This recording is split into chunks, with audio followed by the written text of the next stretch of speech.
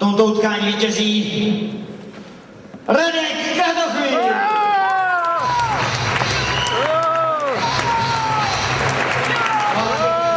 Poprosil Martina Mikuličáka, Srby Hammer, aby nám předal cenu.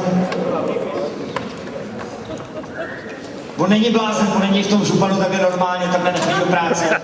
Já vám prozradím, on bude poslední zápas. 1, 2, 3. Takže jeden ze sponzorů Martin Mikuličák za firmu Hammer předává cenu vítězi Radkovi Kratochvílovi. Ale protože jsme fan publikum, my oceníme i borce, který prohrál.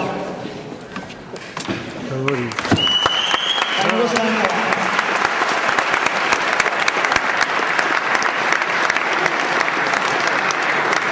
Ty brýle. Lápej mokrý. Pardon za informaci špatnou, sorry, to nějaký přinesl.